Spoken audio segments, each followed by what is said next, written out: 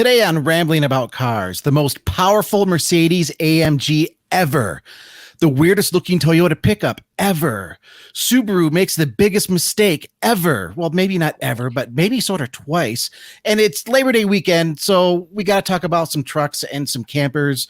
Weekend warriors, it's podcast time. I'm Christopher Smith, across the way, Mr. Chris Bruce. How you been? I've been good. So just real quick reminder, this comes from the higher ups. Hey, if you've watched this show before, hit the subscribe button for us. If you haven't watched this show before, watch it, see if you like it. And if you do like it, subscribe for us. And you will like it. We know you're going to like it. I'm not making promises, man. I'm not going to put that promise out there. But I'm just saying. That's true. Let's not set the bar too low, I guess. But, if you can, if you like us, it would help us if you would subscribe. So we're rambling about cars. Yeah. Like, subscribe, follow, the spiel. Exactly. And yeah, I mean, we got a few things to talk about. We do. We're heading up to a holiday weekend in the United States. So we are. The news tends to get a little bit slower, but this time around we're hitting a double whammy for us because not only is it a holiday weekend in the United States, but also the Munich Motor Show, which we used to call the Frankfurt Motor Show, but has moved this year to Munich. Yeah, to Munich, obviously. That now starts on Monday. So it's kind of been a slowish news week simply because major automakers in Europe are holding off their big news for next week. So next week, you can expect some big stuff. Week after that, we're going to have some guests who actually have been in Munich coming on the show. Mm-hmm. But yeah, so news this week is it's some interesting stuff. It's maybe not groundbreaking stuff, but there is one thing, though. There is one thing that just came out that we're going to talk about here that will be at Munich that is pretty big, not necessarily size-wise, but power-wise. And that is the new Mercedes-AMG GT 63S Performance. I had to take a breath there. This just came out. It was like a day or two ago. As of our recording. As of recording, it was basically this morning or late last night, one or the other. But it's the familiar looking AMG GT 63, except for the engine. It just has a little more power. You want to tell us how much power, Bruce? So I'll give the specs. So we've got the twin turbo 4-liter V8, which has been an AMG staple now for years. Yep. However, this one also is a plug-in hybrid. It's got a 6.1 kilowatt hour battery, which is actually even small-ish by plug-in hybrid standards. Even like you could borderline get away with that without the plug-in, kind of sorta. It's kind of that tweener. But the power. I'm sorry, the power. 831 horsepower. Combined. Yes, combined. That's nice to hear. The torque is what blows my mind. 1,033 pound-feet of torque. Which is that's heavy-duty trucks 15 years ago. I just looked up some stats prior to recording because I think it's hilarious that Mercedes, their ultimate performance sedan here, has almost as much torque, has a Ram 3500 1-ton truck with the big 6.7 liter Cummins diesel. For 2021, that diesel is rated at 1,075 pound-feet of torque. Last year, I think it was just a little over 1,000. So technically, if you have a 2020 Ram 3500 big 6.7 liter Cummins, this Mercedes AMG sedan, I know they call it a coupe, but it's a sedan. We're not going to call it a coupe. AMG GT sedan has more torque than your big 1-ton Cummins Ram truck from 2020 on. And then you also have the Ford F350 Power Stroke diesel 6.7. That's got 1,050 pound-feet of torque. So it's right there. It's right there. This lowly little super sedan just has a ridiculous amount of torque. That gets my attention more than the horsepower, and I'm sure it's going to get everybody else's attention more than the horsepower. So, here's what I thought. So it gets 0 to 62, 100 kilometers an hour in 2.9 seconds. That seems a little slow, doesn't it? Considering that kind of power. I love to say that it's slow. It doesn't seem slow. That's not slow. That it's just that feels not. like that should be like 2.5 or 2.3 or something. Dude, it's less than 3 seconds. Let's not. Yeah, well, that's why I say I hate to say it, but when you start talking about 830 horsepower, 1,000-some pound-feet of torque, tires on the road can only do so much. Like, there's only so much traction that's possible, and I think we're basically there. So I can never call a car that's doing 0 to 100 kilometers in 2.9 seconds slow. It's just it's not slow. It's not slow at all. I was just questioning. It feels like it should be faster, and I hate that I feel like it should be faster. I don't know, because 2.9 is insane. But what I did think is interesting. So top speed, 196 miles per hour. Does that seem kind of slow? Well, that's the thing. I'm terrible. I'm in a terrible frame of mind here. Well, no, I kind of agree with you there, actually, because a Dodge Charger Dodge Charger Red Eye wide body tops out at 203. So despite having just stupid amounts of horsepower and torque, this is still not technically faster than a Charger Hellcat or Charger Red Eye. The stupid names. Anyway, it's not faster than the top end Charger, which is also a sedan. And that's just funny to me because if you're going 200 miles an hour down the road, you are not only going to jail immediately, like you are spending some time there, at least in the United States.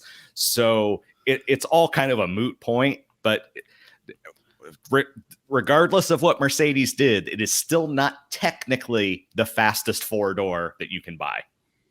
But it's certainly the most powerful anything that's ever come from Mercedes-AMG.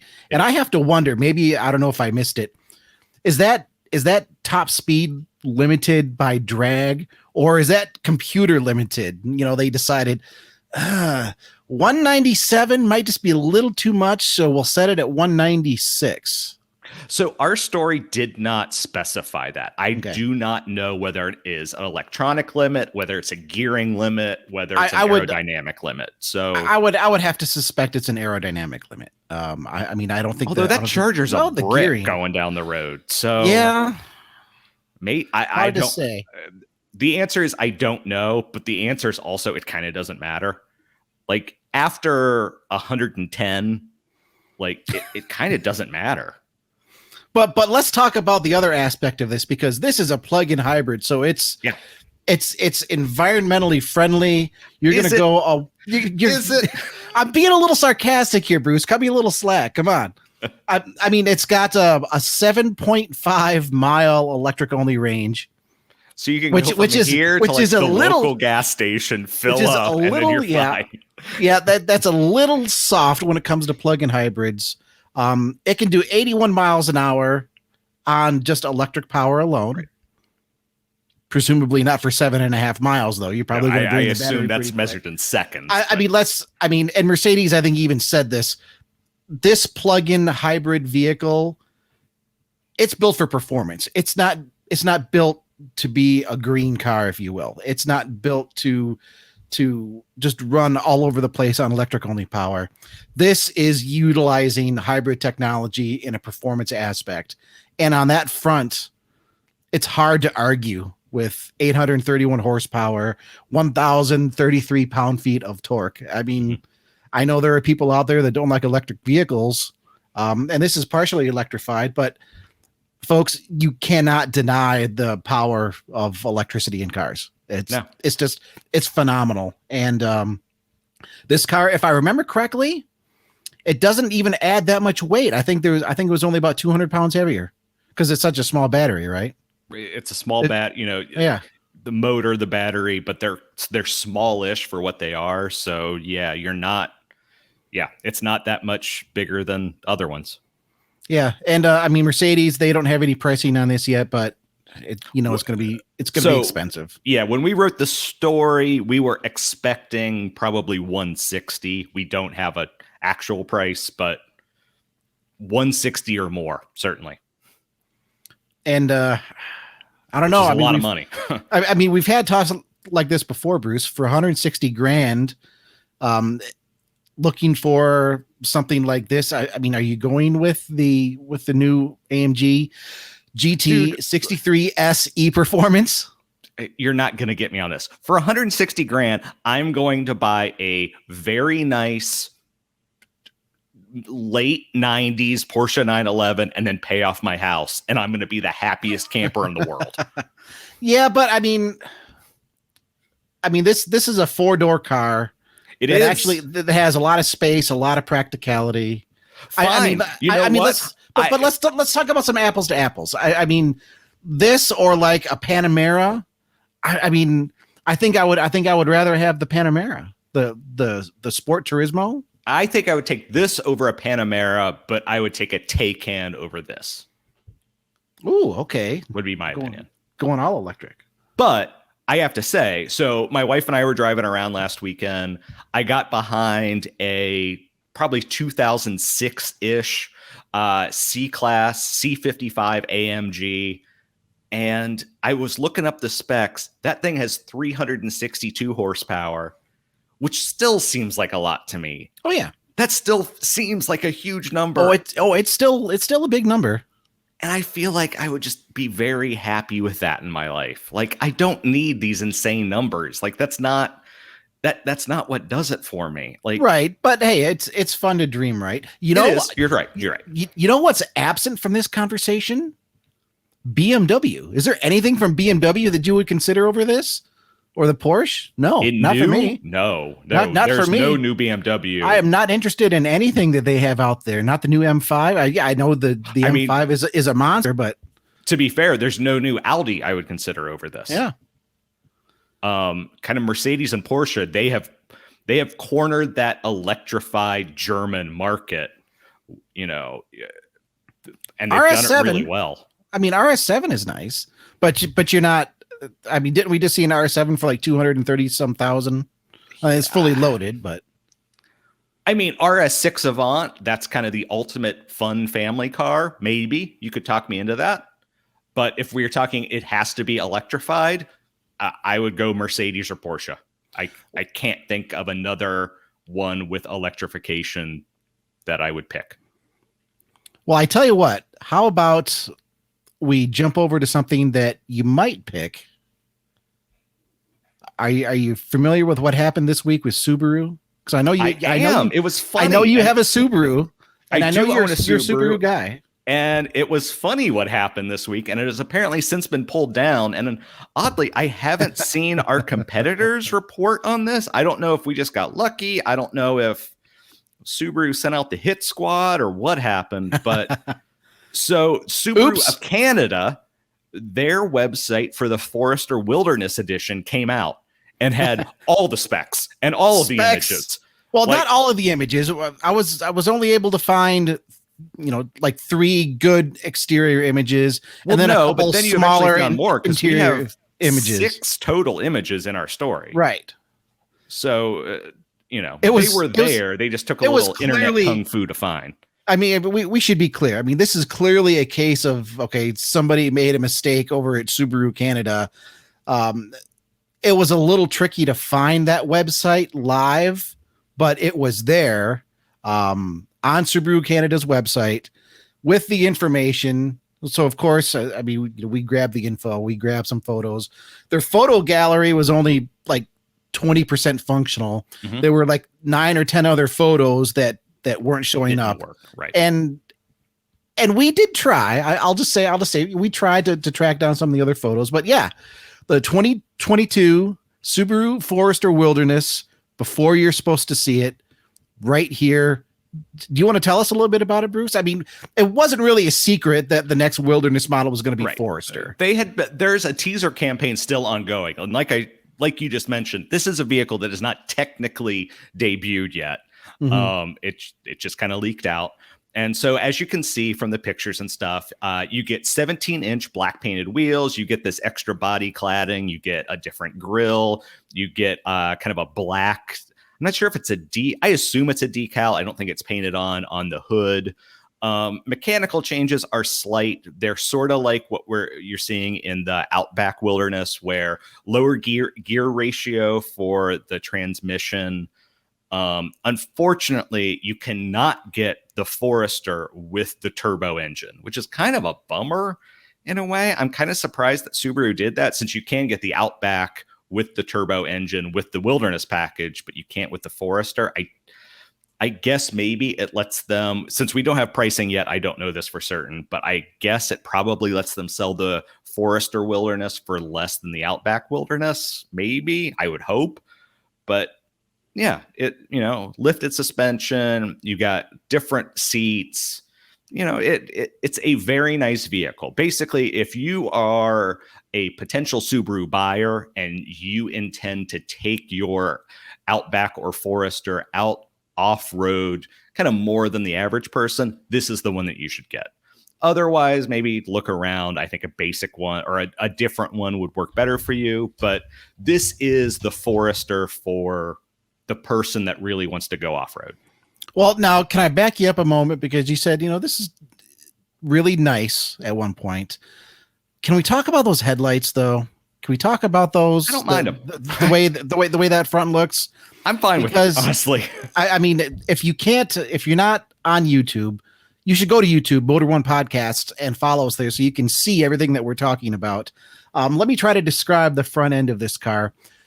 Imagine like the old school Cadillac CTS that had the real vertically oriented headlights, but now put a couple little, just little arrows jutting towards the grill from the top. It just doesn't, I mean, it's not terrible, but it just looks awkward. It looks like there are too many lines that are contrasting. There are too many shapes that are contrasting there. I'm just not feeling that look. I'm all about more off-road oriented vehicles, and I'm not talking about trucks, crawling over rocks. I'm talking about SUVs, sedans, wagons that are just a little bit more fun to venture down back roads with. But I'm just not feeling the way Subaru designed that front.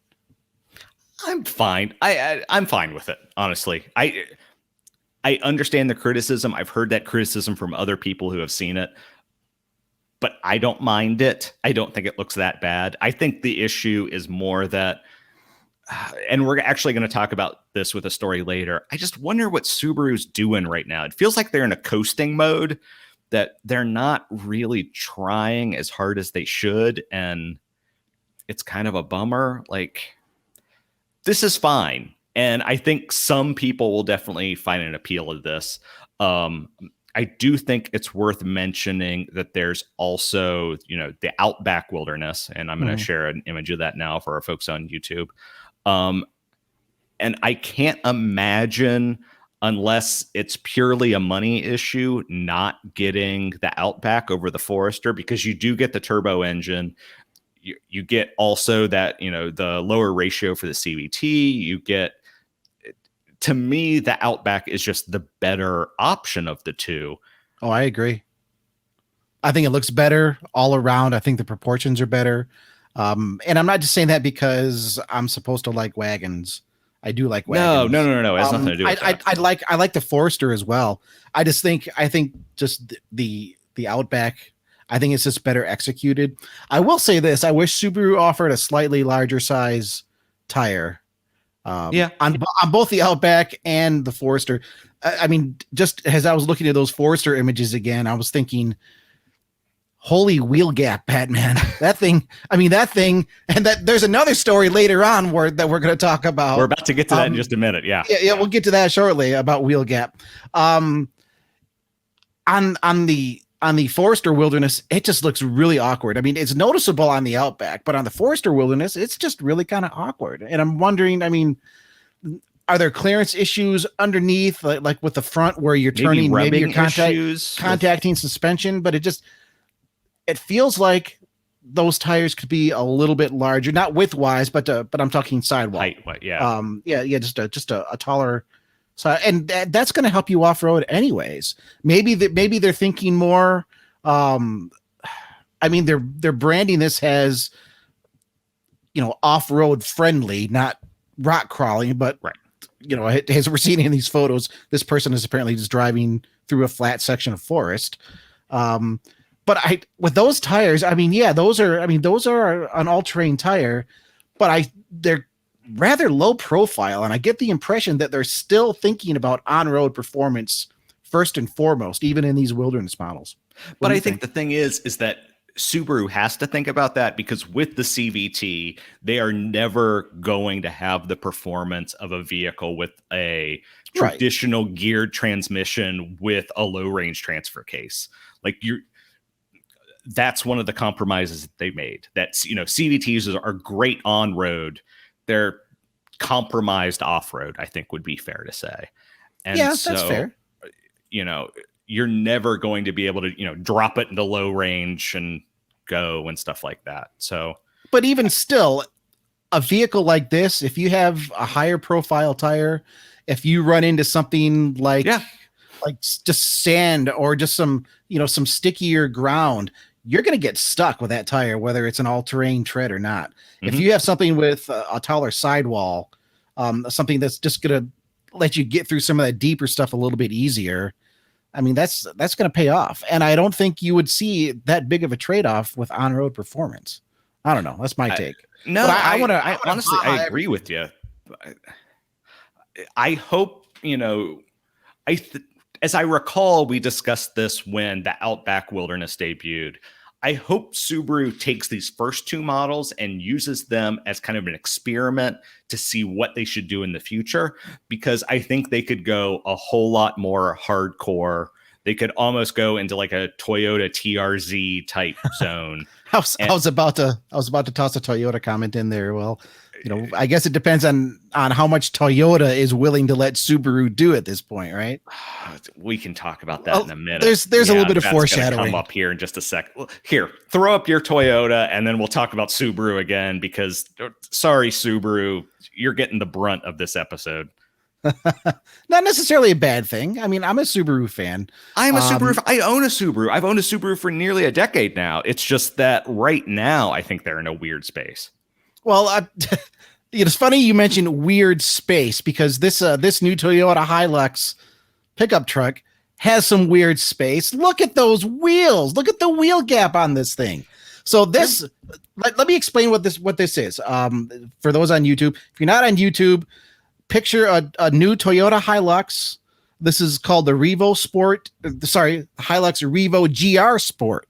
So, okay, a Hilux is getting GR treatment. Well, not so fast. So it's got a lowered suspension. So it does sit an inch lower. Yeah. And this is done by Toyota in Thailand. Mm-hmm. And it's for that market there. And yeah, they've lowered the truck, but it's running on 17-inch wheels with very tiny, low profile tires. And I know they're going for like a sporty street truck look here, but those tires are just, my God. When I had a blowout on my Mazda 6 a couple weeks ago, this is what the Mazda looked like when I had the temporary spare on it. So I think there are two issues here. I think first off, the wheel offset is bad, because the offset is making the tires kind of suck into the fenders. And so there's nothing kind of sticking out. There's no musculature, for lack of a better word. I'm glad you said that, because the offset. Oh, sorry. Go ahead. What did you say? No, the offset is it's very bad in terms of looks. The engineers know what they need the offset to be, because you have to have the offset correct to make sure there isn't undue wear on the suspension components, wheel bearings. That's important. But the offset on the low floor version, this is the Hilux Revo GR Sport low floor version, which is just Explain a fancy what way. That means. It's a fancy way of saying this is the two-wheel drive model. Two-wheel drive. And what's high floor? High floor then is four-wheel drive, and they do have a Hilux. Actual difference? There is an actual difference. It's negligible. I'll get to that in a second. I think the high floor looks better just because it has bigger tires. But yeah, when you look at this image right now, the wheel gap in there is just, it's just insane. And how much better would this truck look if you just filled up that wheel gap a little bit. I mean, I don't think this is a bad looking truck. No, it's not. Of course, we don't get the Hilux in the United States. I mean, we have the Tacoma, right. Which is similar but different. Mm-hmm. But it's interesting that Toyota brought the GR treatment to a truck. And they're going for a definite street truck kind of theme here. Mm-hmm. And in the crazy world that is 2021, when trucks are just only about big off-road, how high can you jump? Any automaker saying, hey, let's create a little street truck, that gets my attention because I'm all about this. The front isn't too bad, but if the tires were just a little bit bigger, and you know, of course, GR Sport, they do lower the suspension, but the engine in this is the same. I don't have the engine stats, but if I remember correctly, it's a diesel that you can get with an automatic transmission. So I mean, on that front, I mean, it's not really that aggressive. They do dress up the truck with body colored trim with some black trim.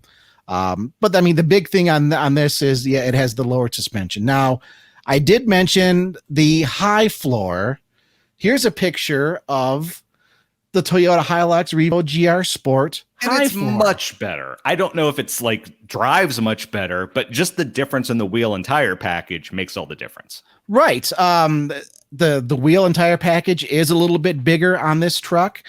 It sits at normal height. So this is just an inch higher than the low floor 2-wheel drive version. I mean, everything else is pretty much the same. They give it some different graphics. They give it running boards on the side. They give it one of those cool kind of, I think of it as like a 90s style, just kind of style bar at the back behind the bed. I'm trying to look. Toyota didn't have any good pictures of that style bar. But I mean, it's got the built-in side running boards. The wheels just look so much better on this. It fills out the gap in there so much better. I would wonder what would the low floor look like with these wheels and tires. I mean, just change these wheels and tires, because these aren't aggressive off-road tires. I mean, this is technically the 4-wheel drive truck, but I mean, what are those? They look like Bridgestone Duelers, I think, which it's just going to be a fairly tame light truck tire. It's not an off-road themed truck at all. So I have an answer for you about what it would look like. Here's an image of a Tacoma X Runner. Basically the same idea, but with a better wheel and tire package. I can't believe you got that, because I have an X Runner image ready to go. I was going to pull that up next, saying, okay, go for it. It's pretpretty much the same image. You already beat me to it. Okay. Here, I'll pull up my image. It's actually the same shot. It's the same. We're not that in sync. It's the same color. Where is it? There we go. Yeah, you know what? But you know what? Much better. But the wheel, there's still wheel gap though. How come I never noticed that before? But the X Runner is ruined for me now. No, I can't unsee. No, it's not. It's not. No, there's some gap there, but it's a truck. It's going to have a little bit of gap. It's not nearly as bad. I don't like that truck just as a truck, but it looks so much better than what GR Sport is doing now. Oh, I mean, I wish we could get a new Tacoma GR Sport.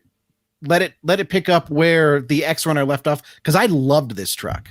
They didn't really do anything to the engine. It wasn't a speed demon by any means. They did basically nothing to the engine. But it was a little lower. It was just a little meaner, and you could get it with a 6-speed manual transmission, which, and that truck, I mean, you wouldn't need a lot of power to just have a lot of fun with it. So, I mean, that was kind of an interesting Toyota story that caught our eye, because like I said, automakers right now, when it comes to trucks, they're just thinking bigger, better.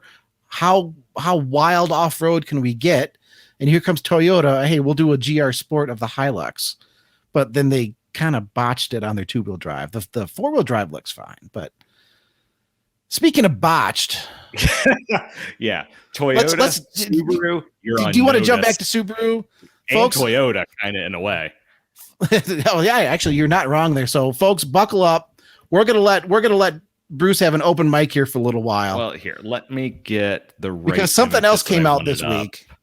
Something else came out this week that Subaru yesterday, as of this recording, they gave us the first good teaser image of their Solterra, which is what the first Subaru electric vehicle is going to be. Finally, an electric Subaru. But wait. Sure. But so among those images, and I can show you. So if you're watching on YouTube, you can see it here. This comes from courtesy of our buddy Dom from Inside EVs. He did some kind of Photoshop magic and got this image of it. The actual image that it comes from is right here. And so you can see it's upside down, it's reversed, but you know, Dom's a good guy and he knows what to do. So he got the good image for us. Yep. And we started looking at it and we looked at it for a moment and I wrote the story and looked at it a little bit more. And I'm going to zoom in here. It is identical to the Toyota BZ4X, which we know is on the way. And I don't mean identical in like some sort of hyperbolic way. So the differences are the Subaru has matte black fender flares rather than the Toyota has gloss black. The Toyota has a gloss black roof, whereas the Subaru has body color. And other than that, folks, if you're watching this on YouTube, they're the same vehicle. They're exactly the same. Say hello to the new Toyobaru. And I don't know what Subaru is doing because I don't know how they ever expect to sell any of these when it looks exactly the same as the Toyota. Oh, wait, you're thinking, oh, I bet they changed the interior. Well, Subaru released an image of the interior. Survey says it is a bit dark, but you can clearly see the infotainment system is exactly the same. There are HVAC controls right underneath on both. The same rotary controller is on the center console. The same touchscreen controller is on the center console. And both of them have this instrument cluster that's set far away from the steering wheel. It's the same vehicle. It is just badge engineering. And I mean, not just badge engineering, but like 80s GM badge engineering. Like, yeah, literally, here's a different badge. We'll just put this badge on the same car, and it's now something different. And at least on the BRZ and the GR86, they swap out the nose, they swap out the rear. It's generally the same vehicle, but they've got a couple differences. In this case, judging by what we're seeing right now, it's just literal badge engineering. And it's kind of embarrassing for Subaru, I feel like. You know, I assume they put totally some sort of investment in with Toyota, but Toyota developed a vehicle. They put it all together. Subaru came in, threw their badges on it, and that's the difference. And that is just sad. Like, Subaru, you're better than this. We know you are. I know the world is going to EVs. I know that that's the future, but you can do better than just being a Toyota with different badges. It's just depressing. Well, I mean, it makes me question, you know, what Subaru has going on with their engineering teams. I mean, electrification has been in the auto industry for a long time now. And this is the first anything we've really seen from Subaru, and it's just a Toyota. So, I mean, we know Toyota has a stake in Subaru. Yep. About 23% these days, I believe. I mean, are we getting close to a point where Toyota is just going to buy Subaru completely? I mean, I've been saying this for years. I think you're setting me up for this. I think within 10 years, Subaru is owned by Toyota, Mazda is owned by Honda. That's purely my prediction, but I just think that Subaru and Mazda particularly, they're big enough to remain on their own for now, but they can't remain independent for long. And that's the world we live in. And I think there's just going to be this consolidation and they're both going to get swallowed up. I don't know. I mean, Subaru has a pretty lengthy history. So does Toyota. And I haven't been watching Subaru's sales figures like a hawk, but I mean, to the best of my knowledge, they're not doing terribly by any stretch. No, they're on the 2020 they dipped a little bit, but everybody did. They're fine-ish. It's just that I mean, why aren't they? I mean, why aren't we seeing more from Subaru in terms of investments in new tech? I mean, that's the question that nobody can answer except the folks at Subaru. Because but think about what we've been seeing from the new WRX, that it looks practically like the one that exists now. That it just feels which has shades of Corolla, if I'm honest, a little bit. It just feels like that. I don't know this. It just feels like, from covering this industry, that something is happening within within Subaru, that they're just positioning themselves to be like, hey, Toyota, we're ready. Swallow us up. We're ready to, join you. So Toyota is a coach builder for BMW. Exactly. And now Subaru is taking SUVs from Toyota. I feel like this is a movie of the week. I feel like we could really write something juicy about this and get a big movie deal. Yeah, this is Invasion of the Body Snatchers, basically. It could be. I don't know. I'm going to give Subaru the benefit of the doubt because we're talking about a teaser at this point. There's still more. Look at these images; they're identical. Like, that's the thing. That and maybe the next Subaru EV is different. Maybe whatever. It's just the fact that we are seeing, like, the Forester Wilderness doesn't come with a turbo. That's a minor thing. Okay, whatever.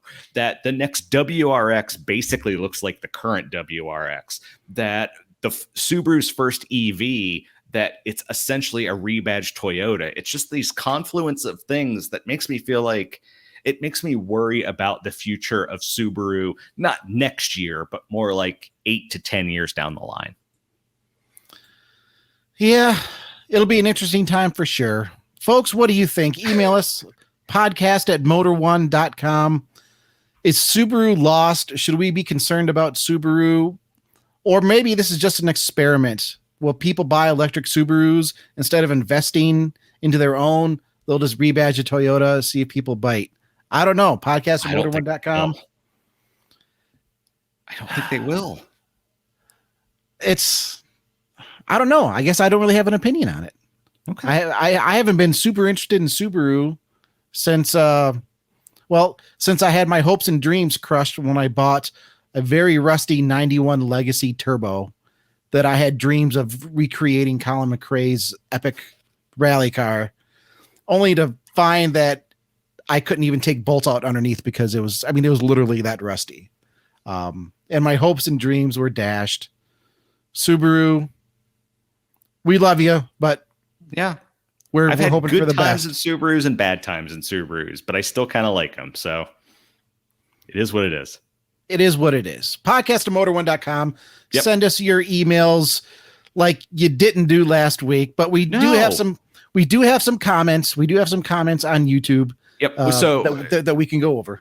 Just real quick, podcast@motor1.com is the email address. We've received no emails last week. We received no comments on our post at motor1.com last week. However, we did receive comments on YouTube. But guys, and we get it.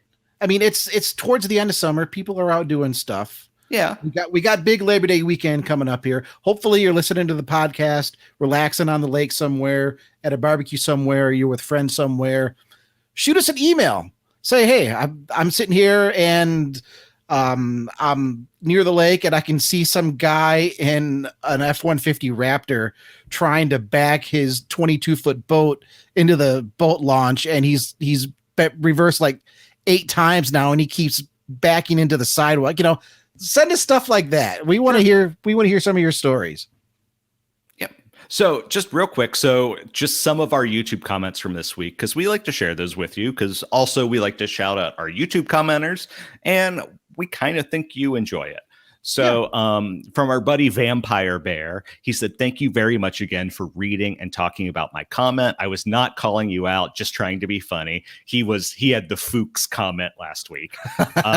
Hey, bring it on. I can't. He said it took me years to say Fuchs correctly. I always said Foosh is. Love you guys. And it was another great podcast. And then he actually commented a second time and said, hey, go buy that Taurus show. And spoiler alert, our boss, John Neff, did not buy the Taurus show. Did not buy it. I haven't. Did you look? I haven't looked. Is it still for sale? I'm afraid to look. I suspect it's not. I'm still too tempted because $3,500 is. I think that was a crazy good price for that car. I really do, especially after I don't know if anybody watches Getaway Driver on the Discovery Channel.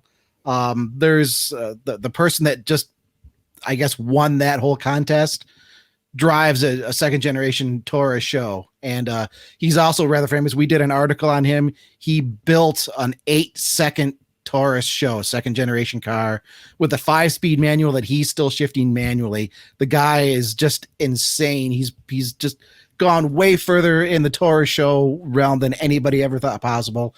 And from what I'm seeing, he's got some pretty good notoriety being on that Discovery Channel show. Good for him. So I have a feeling that there's going to be some people who give a second look to some of these old Tauruses, because not all of them just have a 3-liter Vulcan V6, you know?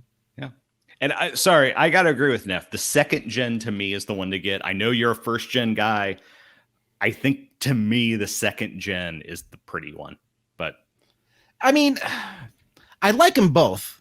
Yeah. I mean, I want to be clear. I've had far more second gens than I've had first gens, but because I've had so many at this point in my life, if I get another one, I like the first gen. I like the 89 in particular with the old interior. Fine. No airbags, no anti-lock brakes. That car was 3,100 pounds.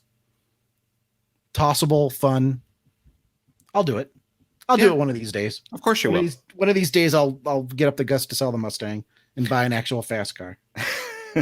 So our buddy Josiah said, you just talked about possibly reviving iconic Japanese cars, and now the Integra is coming back. What are your thoughts? You and I both actually commented to this on YouTube. Yep. I said, I'm tentatively excited, and this is total truth. You and I right now don't know whether it's going to be a coupe, whether it's going to be a 4-door. You know, my fear right now is it's just going to be an ILX with a different name. And to me, that would be the worst possibility of all. If they properly revive the Integra, you know, there were Integra 4-doors. They were never super popular. It is what it is. But if they properly revive the Integra as a kind of a very nice but affordable performance car with front wheel drive, I'm going to love it. I'm on board. But if it's just an ILX that's a new ILX with a different name, I don't care. And I responded something to the effect of, I just don't have much of an opinion. I was never really that into the Integra back in the day. But I know a lot of people were. So, I mean, I can understand where there's a lot of excitement about it. Honestly, I think I would rather see some sort of new Legend come out, a new Acura Legend, some just amazingly elegant sedan with some good performance chops, different than what they have right now. The Acura. To be fair, the RLX was still called the Legend in Japan up until its death. So there was an RLX, or there was a Legend for you. Yeah, but the original, the cleaner lines, Acura, and you can say this for a lot of automakers, their styling has become so archaic with so many contrasting angles. I'm really finding myself drawn to cleaner lines. And I think Acura could make a statement there if they brought out just a really elegant looking, clean lined sedan with some guts, call it a Legend. Hey, maybe something for the electric revolution, right? Mm-hmm. I agree. You heard it here. A new Acura Legend electric sedan. So let's keep this one super short because we're only going to make this guy mad. But he commented on YouTube. His name is CELGOD20. I'm not sure if that's Cell God 20, Seal God 20, whatever. Something. But yeah, he was talking about us saying whether or not that house in Brazil that got broken into and it had all the cool cars in there, whether or not it was abandoned. And my response was that it exists in a grayish area, that the brothers who, the original owner is deceased, two brothers own it now. They own the building and what's inside. However, they left that structure looking like it was abandoned. His response was, I do not see a gray area. I own two properties in Florida that look abandoned. They are both being taken down for future condos. No one should trespass on my properties. Right. And then you joined the conversation. I jumped in because I think I understand what he's getting at here. Totally. We're splitting hairs. We're talking about, you and I are talking about the definition of abandoned. Right. And if you just want to talk about just general common definition, abandoned has nothing to do with ownership. Right. So if you're listening, I want to make that, and I was trying to make that point clear in my response on YouTube, and maybe I didn't. Abandonment has nothing to do with ownership. It's, in fact, I think I even looked up the basic definition here through Webster's. Abandoned, left without needed protection, care, or support, left by the owner, left to fall into a state of disuse. Has nothing to do with ownership. It's just about letting something just kind of go away. If I take my Yugo GV that I will own someday, park it in a field for 10 years, I'm still the owner, but I've abandoned that car. Right. And it has nothing to do with ownership. And I think this person's talking about, well, if it's abandoned, if you're considering it abandoned, then it's like a free for all. Nobody owns it. And people are going into, I think the argument was, we were saying that people went into this place in Brazil, they trespassed because it was abandoned, i.e. there were no owners. No, of course there were owners. Right. Trespassing and ownership, yeah, those are connected. They shouldn't have been trespassing. You shouldn't be trespassing onto somebody's property, whether it's abandoned or not. It's owned by somebody else. It's private property. You shouldn't be yanking parts off of my 10-year-old Yugo that I left in a field, because that's still my Yugo. That's still my private property. So I think there's two different conversations going on here. We're just saying, hey, yeah, this place was abandoned. Doesn't mean there are no owners, but if you just left something just to kind of rot away, yeah, it's abandoned. Of course it's abandoned. Everybody knows it's abandoned. And to put my spin on it, I, like you, grew up in a rural area, and I know for a fact I walked through woods and fields that I definitely did not own, but they were the middle of the woods in the middle of a field, and there was no one there around me. And so was I trespassing in a legal definition? Yes. Was I ever hurting anything? No. And from what we saw of this video, the kids were the same way. That from what we saw, no one harmed or destroyed anything. They were just walking through and capturing what they saw. But we're still talking about breaking and entering. That's a bit different than walking through somebody's, back 40. But you're right. But I think from this commenter, the way he's saying that he owns this land, but he doesn't currently live on it, I kind of feel the same way about that there are definitely people I have walked across their land. I did not own it. I just walked across it as a kid in the night because we were a bunch of teenagers and we had nothing else to do. So we walked around. I did that. Technically it's trespassing. Technically it's illegal, but I also don't feel as though I did anything wrong. And it kind of comes back to what we were talking about last week. If all you people just did 140 in a Taurus like I did. Exactly. When I was young, everything would be fine. Exactly.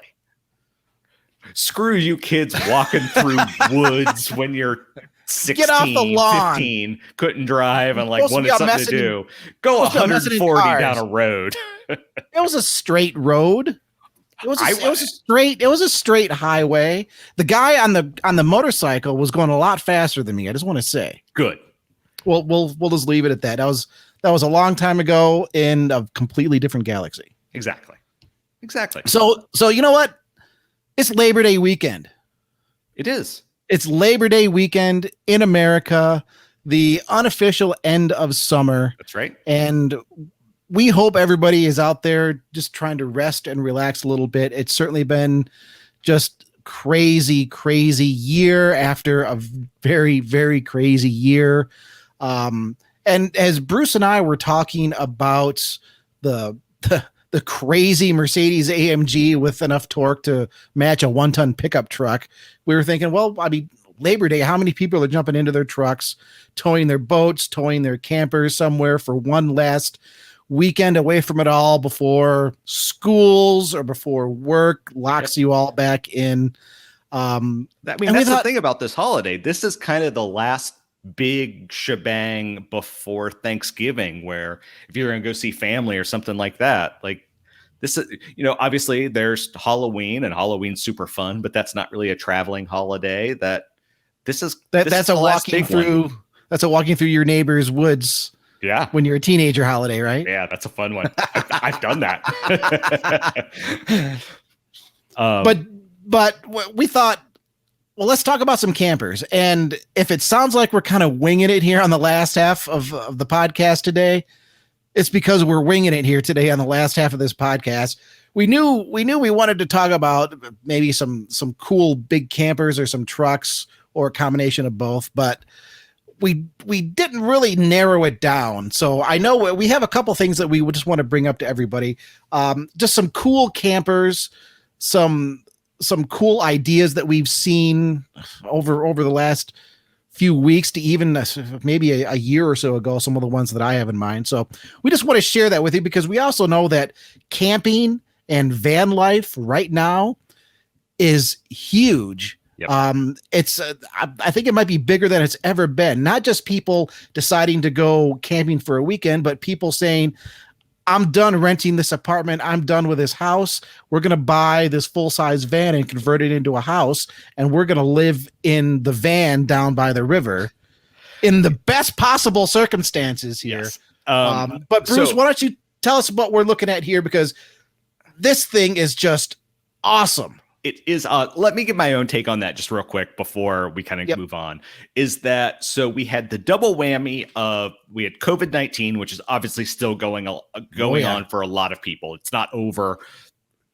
We kind of got over the first wave. We're starting on the second wave, but for a lot of people, the kind of the camping RV industry became like a lifeline to them, is what we saw. They had a huge industry last year because you didn't have to worry about social distancing. You didn't have to worry about going to a hotel that hadn't been cleaned properly. You could stay in your own little bubble, but still travel. And so that happened.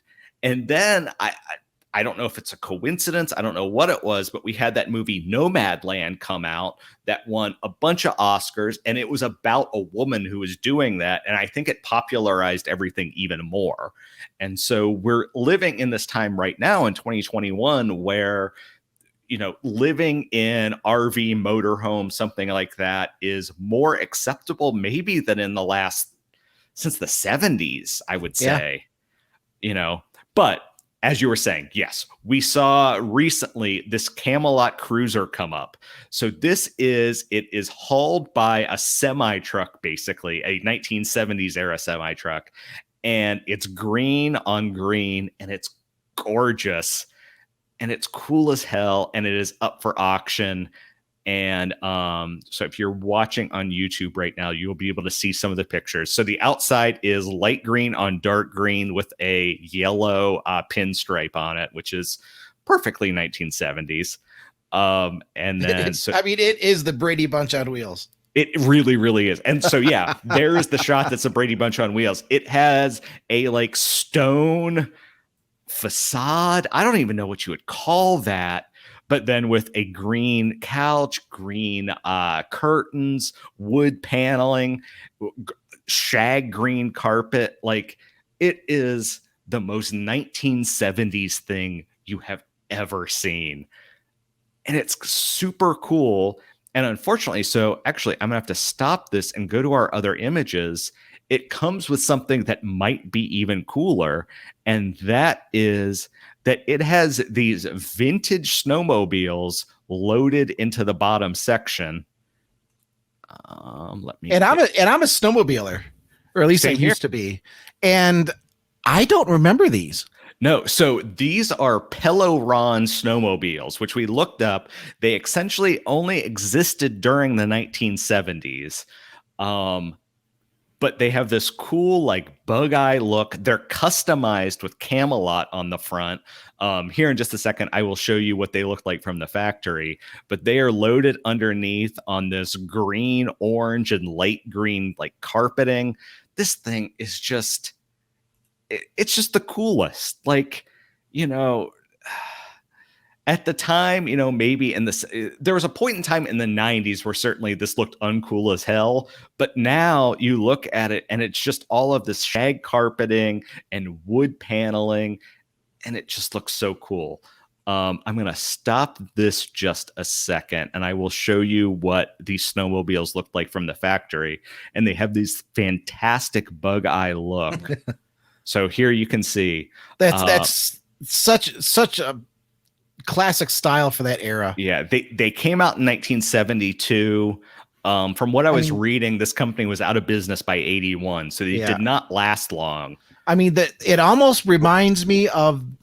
Did you ever see the old Mercury snowmobiles, like the Merc 644s? I don't know if I have. That had kind of like whereas a lot of the other snowmobiles, they had sort of a slab front with just the single headlight in the middle. The Mercuries were a little more stretched out. They had dual headlights on either side, and I always thought that's such a great looking snowmobile. Yeah, and it's just cool. So and they fit, and you got to take the windshield off, but they fit up underneath the trailer of this motorhome. And I mean, it just, I think it looks fantastic inside. It's absolutely dated. It is absolutely 70s in every possible way. And I don't necessarily like that style. I don't like it, but I appreciate it. Thank you. I appreciate it. And if I had that, I wouldn't change a single thing. And so I wouldn't change a single thing.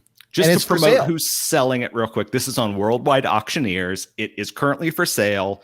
It is offered without reserve. We don't know what price it is going for right now, but you can bid on it, and you can look on motor1.com to find it.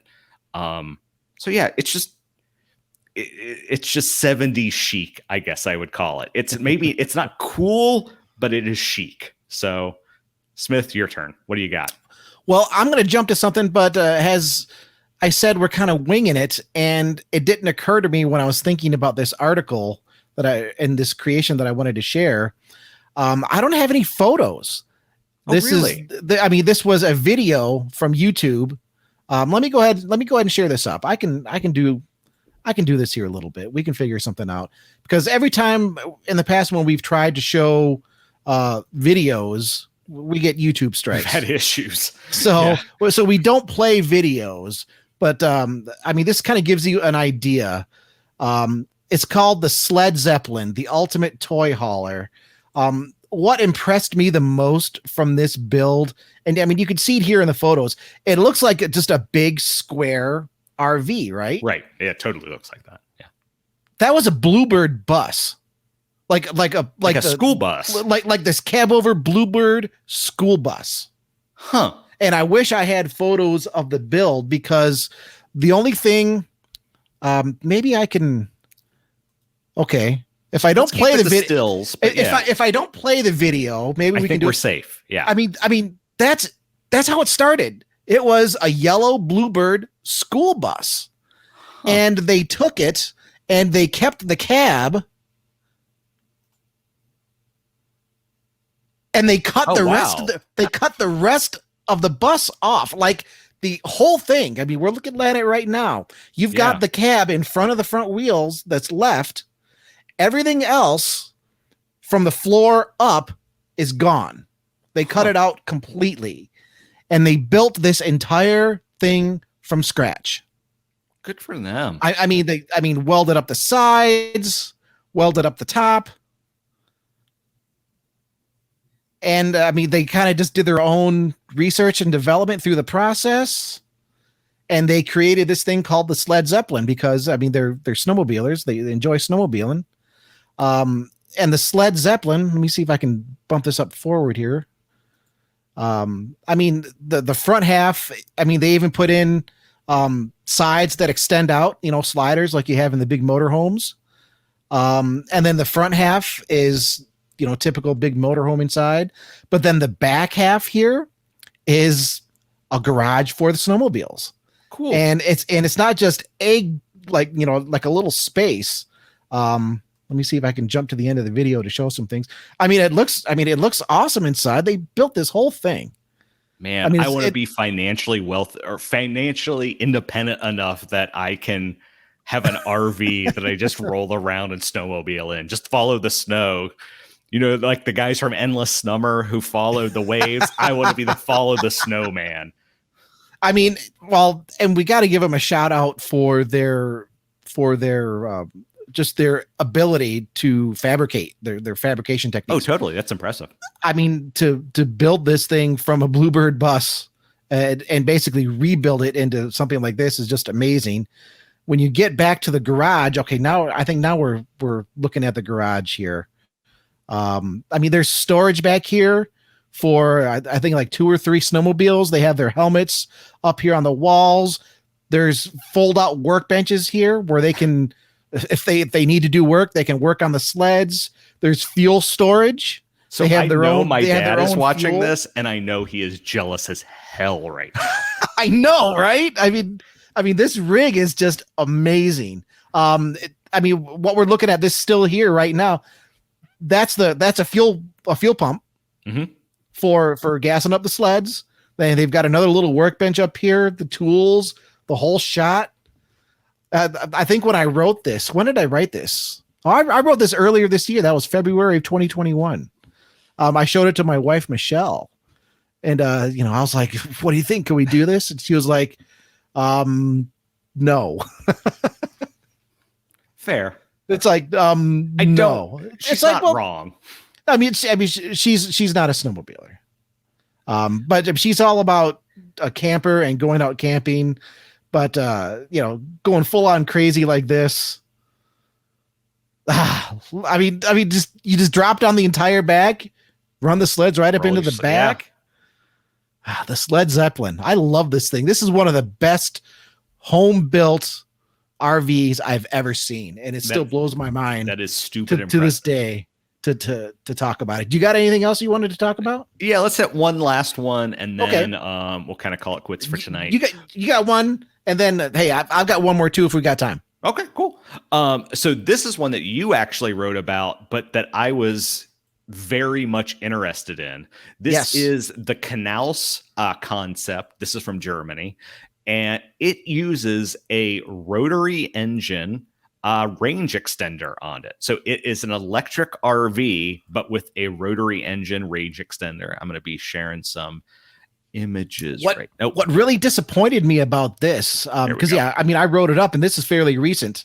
This I think they actually just revealed this at the Caravan Salon, which was just a week or so ago, about 10 days ago. Yeah. So it's a regular. I can't remember the class of motorhome that it is. It's a Fiat Ducato. So it's basically a Mercedes Sprinter, Ford Transit, that kind of size. Range. Well, a little bit bigger, I think. And it's just a regular. It's a nice camper, but it's a regular professionally built camper van. Yeah. But they have the rotary engine as a range extender. Which is wild because, as we've talked about recently, Mazda can't even do that. Yeah, Mazda has somehow failed at making a rotary engine extender. I'm sorry, it's not us. So Inside EVs, if you go to their last podcast, they were discussing this, that, the new MX-30 has this abhorrent range of like 100 miles, and they promised that it would have a rotary engine extender, and it doesn't. And it's just bad all around. But somehow this company from Germany has managed to do it. It's a concept, granted, it's a one-off, but now they did one of them. It's just a one-off concept. Yeah. And this is a totally electric motorhome. Yeah. When you run out of juice, that rotary engine just feeds your battery, or it can feed power to the electric motor directly. I can't recall what the total range was. It's not. I want to say it wasn't very impressive if memory serves me. So on electric only, it is 60 miles. Yeah, which is not great. It's not great. You're not really going for a weekend adventure with that. But as electric only, we do not know what the range extender adds to that. So, but they did say that when you're at your campsite, that rotary engine will basically give you power, normal power usage that you would normally use for 5 days.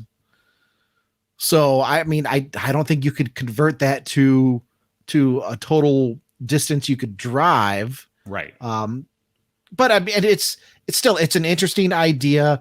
They went with the rotary because, as rotary people will tell you over and over and over and over, the compact engine it's tiny. It's tiny and it's smooth and it's a nice. I mean, for a camping application, instead of having the clanging back and forth of regular pistons, a smoother rotary, that could make sense. Okay. Finish this out, dude.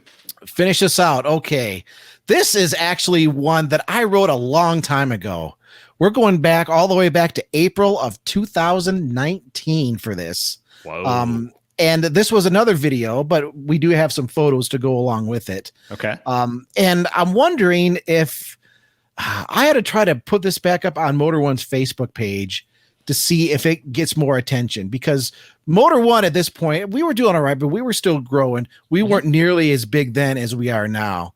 And I think this crazy bendy bus RV conversion. Oh, I remember this. Okay. Deserves more love because this thing is amazing. I think it's amazing. This guy, this is a big bendy bus. If you don't know what a bendy bus is, imagine a regular city bus with like an accordion section in the middle with like half of another city bus on the other side.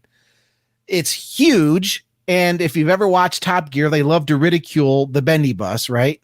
Which is stupid because they're perfect for the city. That's really awkward to ride in the bendy section as someone who has done so, because it's constantly adjusting. So it's an awkward, that couple feet to ride in is a weird space, but it's perfect for low speed city driving. Right.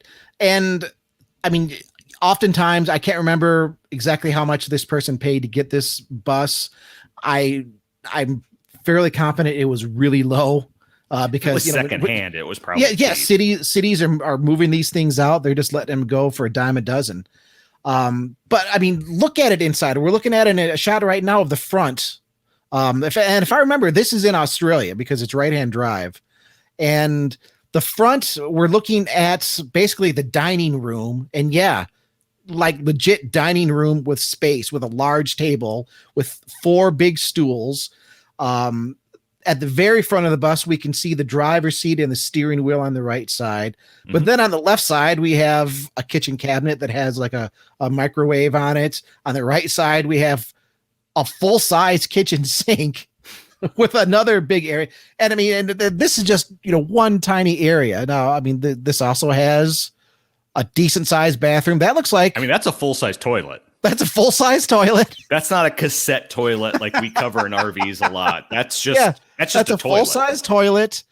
You move on back to the bedroom, and it's like a legit bedroom. Honestly, my wife's dorm room wasn't that big in college. It's a legit bedroom with a door that closes, got the mini blinds around the windows. I think that's a full-size bed. On the other side of that, okay, now we're looking at the living room. This is just off the dining room. It's a fine sitting area. Maybe it's a little short-ish, but it's fine. Fine sitting area, but I mean, you could have a dance party in here. Oh yeah, you totally could. It's large enough to have a dance party. There's a look at the very front, where the kitchen cabinet goes all the way up to the very front of the bus.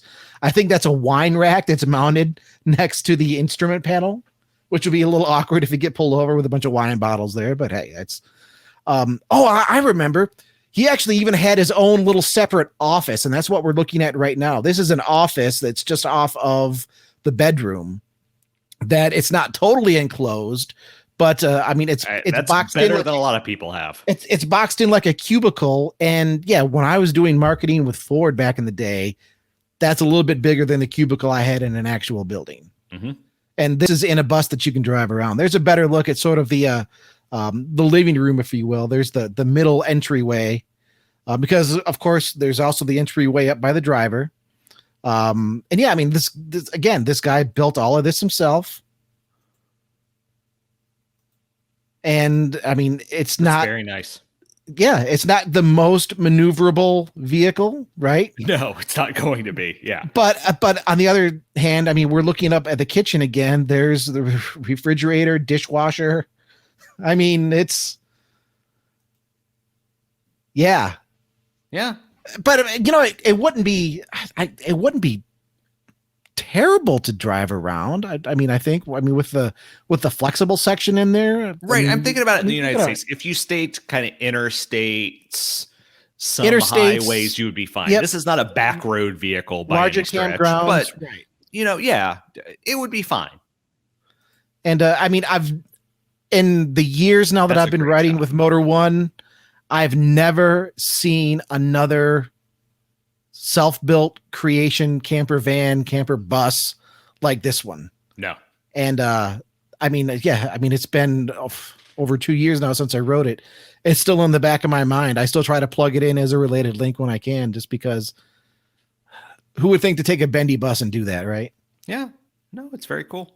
What about your home built camper vans, people? My Mazda, the Mazda 6, it's the 5-door hatchback, but with the seats folded down, there's actually a fair amount of space in there. And you've mentioned that I've done like a mini afternoon sort of conversion where, okay, couple little pads in there to just stretch out and relax. I've got a fold up stove that fits in there. Oh really? I hadn't heard that. Yeah. And it's actually, it's not too bad. I couldn't live in it like the guy that we wrote about. Didn't you write about that guy? He lived in his Nissan Versa. He did a Versa. That wasn't me. No. That wasn't you? That must have been Anthony. Maybe it was Anthony that wrote that. And it was because I remember we were talking about it. It's like, okay, is this guy clever because he's living in his Nissan Versa? Or does he just have to live in his Nissan Versa? Well, no, didn't we recently cover someone that was living out of a Porsche Cayenne? I swear I remember that. Yes, Yep, I wrote that so ago. Yeah, was it that long ago? It wasn't that long ago, but yeah. It was an Overlander that he lifted up a little bit, and yeah, he did a conversion on it, and he was living out of it full time. Just him. I mean, if you're just going solo, I could see, being in something like that for a little bit, but I have so much stuff, and it was almost a month ago. It was August 6th. And, I think I could do like a Sprinter or something like that for maybe a year. But like a Cayenne, that might be a little bit much. The Versa, the Nissan Versa, it was interesting. He had some good ideas there, but no. Yeah. Sorry, couldn't do it. But what I was going to say, ladies and gentlemen, what are some of your camper creations? Have you even thought about it? Have you thought about ditching everything, buying a van, and just hitting the road? Podcast@motor1.com. Comment on the article that comes out every Friday. You can comment on the Facebook post that we put up on Fridays, and then we do another one on Sundays. You can comment on our YouTube channel, Motor One Podcast. You can hit us up on Twitter. I'm at CH Writing, and I've been tweeting a lot more recently, folks. By your standards, you've been tweeting like 3 times a week. Hey, for the last couple weeks, I'm almost getting like a tweet a day. Oh, really? I'm not checking Twitter enough. It feels that way. Okay. It feels you're tweeting more. Your mom likes all my tweets, so you should feel really bad if you're not even following me. I do follow you. Well, everybody else at CH Writing, and follow Bruce. You're at Chris Bruce 1985. Yeah, super easy. That's another way to talk with us. I think it's time for us to go enjoy some Labor Day festivities. So why don't you take us out, man? Yeah. So just super quick, if you are a new listener and you've got this far into the show, please subscribe to us. Like it's not an ego thing. It just helps with it's an ego thing with me a little bit. I'll be honest. Okay. It's an ego thing with I'm Smith. a little narcissistic. Stroke Smith's ego. Just stroke it. But yeah, so if you are a new listener and you just found us, subscribe to us. If you are an old listener and you haven't subscribed to us yet, just do it. It's literally a click. Like it is no money. It is no time. It is literally a click. So please do if you haven't done that. But anyway, good afternoon, good evening, or good night. We always appreciate every listener, every comment, just anyone who wants to experience our show. We love that. And we really, we want that. We appreciate that.